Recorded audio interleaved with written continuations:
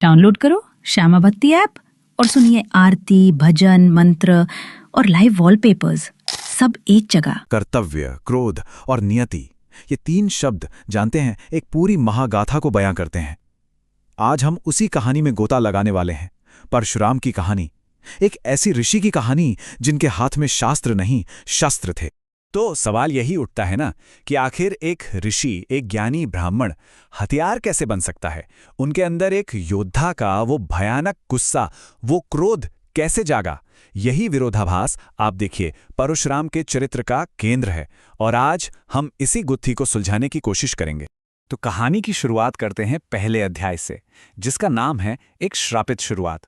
और यह नाम बिल्कुल सही है, क्योंकि परशुराम की नियति, उनका भाग्य उनके जन्म से भी पहले ही लिखा जा चुका था। और देखिए सब कुछ कैसे शुरू हुआ। एक बहुत ही मामूली सी अदला बदली से हुआ। यूं कि परशुराम की दादी सत्यवती और उनकी मां के बीच एक पवित्र प्रसाद बदल गया। देखिए, एक को एक शांत ज्ञानी ऋषि को जन्म देना था और दूसरी को एक महान योद्धा को। लेकिन बस उस एक पल की भूल ने किस्मत का पूरा खेल ही बदल दिया। अब इस अदला बदली का नतीजा क्या निकला? नतीजा ये हुआ कि परशुराम के पिता जमदग्नि, वो तो एक शांत ऋषि बन गए, बिल्कुल जैसा सोचा गया था। लेकिन वो जो योद्धा वाला स्वभाव था ना, वो विरासत में चला गया उनके पोते यानी परशुराम को। और हाँ, वो कोई साधारण बालक नहीं थे, वो तो स्वयं भगवान विष्णु के अवतार थे, जिनका जन्म एक दिव्य प्रकाश और फूलों की वर्षा के बीच हुआ था। तो अब आते हैं कहानी के दूसरे अध्याय पर, अभिमानी राजा। हर बड़ी कहानी में एक विलन होता है ना? तो अब सीन में एंट्री होती है एक ऐसे राजा की जिसका अहंकार इस पूरे संघर्ष की आग को भड़काने वाला था। तो मिलिए राजा कार्तवीर्य अर्जुन से, जिन्हें सहस्त्रबाहु के नाम से भी जाना जाता था। क्यों? क्योंकि उन्हें भगवान दत्तात्रेय से 1000 भुजाओं का वरदान मिला था। जी हां, 1000 हाथ, और साथ में ये वरदान भी कि वो किसी भी युद्ध में हार नहीं सकते। अब इतनी ताकत हो तो अहंकार तो आएगा ही।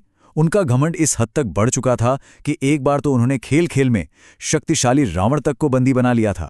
तो एक दिन हुआ ये कि शिकार करते करते सहस्त्रबाहु परशुराम के पिता जमदग्नि ऋषि के आश्रम जा पहुंचा, और वहां उसकी नजर पड़ी दिव्य गाय कामधेनु पर। अब ये कोई मामूली गाय नहीं थी, ये इच्छा पूर्ति करने वाली गाय थी। बस राजा का लालच जाग उठा। ऋषि के लाख मना करने के बावजूद उसने अपनी ताकत के दम पर उस पवित्र गाय को जबरदस्ती छीन लिया। और बस राजा का यही काम कहानी को एक नए मोड़ पर ले आता है। अध्याय 3, प्रतिशोध की कुल्हाड़ी। राजा के इस अधर्म ने ऋषि परशुराम के अंदर सोए हुए उस योद्धा को जगा दिया। जब परशुराम आश्रम लौटे और उन्हें इस अन्याय के बारे में पता चला, तो उनका वो शांत स्वभाव पल भर में उग्र क्रोध में बदल गया। उन्होंने ठान लिया कि ये सिर्फ एक गाय की चोरी नहीं है, ये धर्म का अपमान है, और वो इस अधर्म का बदला लेकर रहेंगे। अब उधर सहस्त्रबाहु ने परशुराम को एक साधारण ब्राह्मण समझा और हंस पड़ा। उसने उनके खिलाफ भेजी 17 अक्षौहिणी सेना।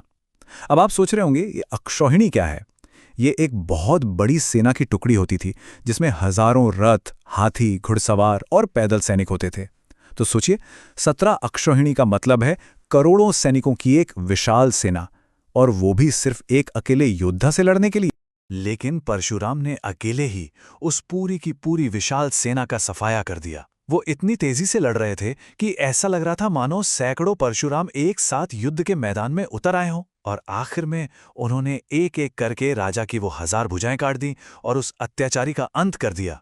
लेकिन कहानी यहां खत्म नहीं होती, बल्कि परशुराम की सबसे बड़ी और सबसे कठिन परीक्षा युद्ध के मैदान में नहीं, बल्कि उनके अपने घर के अंदर होनी बाकी थी। तो अब आता है अध्याय 4, अकल्पनीय आज्ञा। और फिर आता है कहानी का सबसे ज्यादा चौंकाने वाला हिस्सा। एक दिन मां रेणुका के मन में सिर्फ एक पल के लिए आए एक विचार से पिता जमदग्नि इतने ज्यादा क्रोधित हो गए कि उन्होंने परशुराम को अपनी ही मां का वध करने का आदेश दे दिया। सोचिए जरा। लेकिन परशुराम को अपने पिता की दिव्य शक्तियों पर पूरा भरोसा था। उन्होंने बिना एक पल हिचकिचाए उस भयानक आज्ञा का पालन किया, और उनकी इसी आज्ञाकारिता से प्रसन्न होकर उनके पिता ने उनकी मां को फिर से जीवित कर दिया, बिल्कुल वैसे ही जैसे कुछ हुआ ही ना हो। लेकिन ये शांति बहुत ज्यादा देर तक नहीं टिकने वाली थी, क्योंकि बदले की आग का जो चक्र शुरू हुआ था वो अभी पूरा नहीं हुआ था। अब आता है अध्याय 5, महान संहार। हुआ ये कि कई सालों बाद जब परशुराम आश्रम में मौजूद नहीं थे तो सहस्त्रबाहु के बेटों ने बदला लेने के लिए हमला कर दिया और उन्होंने ध्यान में बैठे निहत्थे ऋषि जमदग्नि की बड़ी ही बेरहमी से हत्या कर दी। बस ये एक ऐसा घिनौना अपराध था जिसने परशुराम के क्रोध की सारी सीमाएं ही तोड़ दी। अपने पिता के शव पर खड़े होकर परशुराम ने दुख नहीं मनाया। उन्होंने एक भयानक प्रतिज्ञा ली, एक ऐसा संकल्प जो पूरी दुनिया को हिलाकर रख देने वाला था। उन्होंने कसम खाई कि वो इस धरती को 21 बार क्षत्रिय वंश से मुक्त कर देंगे। 21 बार। सोचिए जरा इस संख्या के बारे में। ये सिर्फ एक नंबर नहीं था, ये उनके क्रोध और उनके संकल्प की गहराई को दिखाता था। उन्होंने कसम खाई थी कि पृथ्वी पर मौजूद हर अत्याचारी क्षत्रिय वंश का वो समूल नाश कर देंगे। और अपनी इस भयानक प्रतिज्ञा को पूरा करने के बाद परशुराम की यात्रा का अंतिम अध्याय शुरू होता है। ये अध्याय है परिवर्तन का, ये अध्याय है शांति का। तो देखिए, परशुराम के चरित्र में दो बिल्कुल अलग अलग पहलू दिखते हैं। एक तरफ है दुनिया को हिला देने वाला प्रलयंकारी क्रोध और दूसरी तरफ है अनंत शांति। अपना मकसद पूरा करने के बाद वो प्रतिशोध लेने वाले एक योद्धा से एक अमर ऋषि में बदल गए। 21 बार पृथ्वी को दुष्ट क्षत्रियों से मुक्त करने के बाद आखिरकार उनका वो भयानक क्रोध शांत हुआ। उन्होंने अपने सारे शस्त्र त्याग दिए और हमेशा के लिए तपस्या करने चले गए। और कथाओं के अनुसार वो चिरंजीवी हैं, मतलब वो अमर हैं, और कहा जाता है कि वो आज भी हिमालय में कहीं ध्यान में लीन है। और यही है, ये कहानी हमें एक बहुत गहरे सवाल के साथ छोड़ जाती है। यह हमें सोचने पर मजबूर करती है कि क्या न्याय के नाम पर की गई इतनी बड़ी हिंसा कभी सही ठहराई जा सकती है? और क्या ऐसे काम करने के बाद किसी की आत्मा को सच्ची शांति मिल भी सकती है? ये एक ऐसा सवाल है जो आज भी उतना ही जरूरी है।